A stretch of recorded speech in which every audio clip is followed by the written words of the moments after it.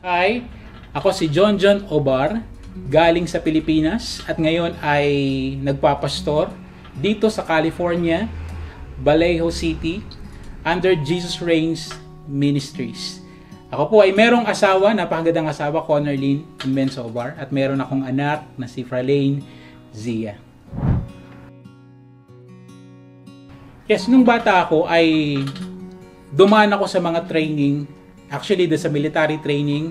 Nung elementary, I was trained in Boy Scout. So, we're trained to do camping and some sort of physical training. And in high school, in CAT, Citizen Army Training, I was an officer that time, adjutant, J1, actually they call that. At nung college naman, ako ay nag-ROTC, Reserve Officer Training Corps. Yun po ay training, yun yung mga reserve officer para sa pagsusundalo. So actually, ang path ko talaga ay pagiging sundalo, kaya lang, binago talaga ng Panginoon. Nung nasa college ako, after graduated sa Marine Engineering, pumasok ako sa seminary, hindi pala ako sundalo ng Pilipinas, sundalo pala ng Panginoon. So na-enjoy ko yung training, na-enjoy ko yung pagbabasa ng Bible, knowing God, knowing His will, and the doctrine. And kaya napasok ako sa ministeryo at sa tingin ko dito talaga ako nilagay. I tried many businesses pero hindi nag-work. But in doing the ministry of God, ay ito, tuwang-tuwa at masaya ang puso ko.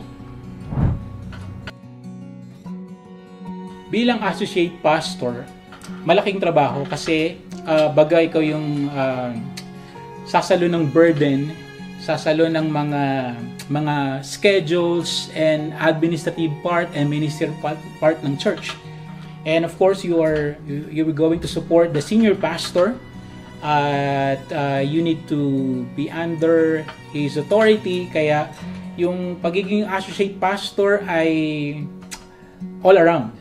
So, kailangan mo makita kabuuan siya, yung church, and kailangan hands-on. So, ito talaga yung trabaho ng associate pastor. Yes, malaki ang pagkakaiba. Unang-una na dyan, yung pagpapastor dito sa Amerika ay sa schedule. Schedule ng mga tao.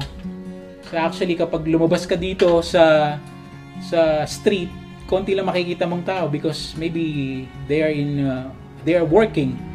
And unlike sa Philippines, paglabas mo meron kagad. If you want to share the gospel, you can do it. But here, hindi pwede.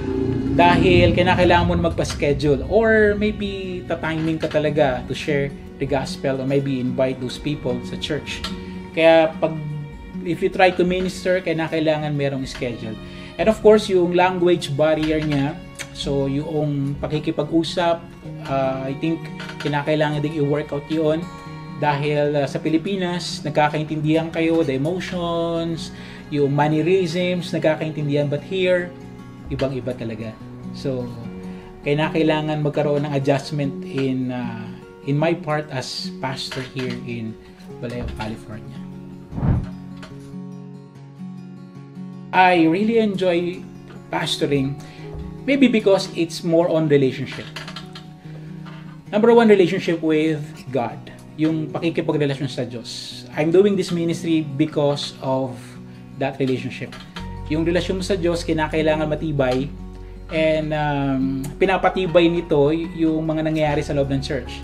You're praying for something, you're praying for the struggles and everything, and tumitibay yung relasyon mo sa Panginoon. So, na-enjoy ko yun kasi umiiyak ka sa Panginoon. And number two, yung relationship with other people or the church members. Yung nakikipag-usap, nalalaman mo yung mga problema nila, naiintindihan mo yung kanilang sitwasyon, and you are trying to help them through God's Word. You're trying to help them according to the will of God. Nakaka-enjoy kasi siya. Hindi dahil nangingialam tayo ng buhay ng iba, but actually, ang Diyos yung tumutulong sa kanila sa pamamagitan mo bilang pastor. So, na-enjoy ko yung ganun, helping other people, using me by our God to help other people. Okay, I want to add this, that pastoring is not easy. It's a difficult job, actually. That's why we need help from our God. So, those people, yung mga tao na gustong magpastor, gustong maglingkod sa Panginoon at nakikita nila may panawagan sila sa paglilingkod, number one to do is to pray sa ating Panginoon, to pray to our God, and of course, to read His Word, study His characteristics, so that we have this backbone, mapalakas yung ating ministeryo. Kasi if we don't have that strength coming from God, mabilis nating maiwanan yung ministeryo. Mabilis nating maiwanan ng pagpapastor. So kaya if you think if you are called to minister as pastor, and maybe you should pray harder, because if God called you to do this ministry, God will strengthen you.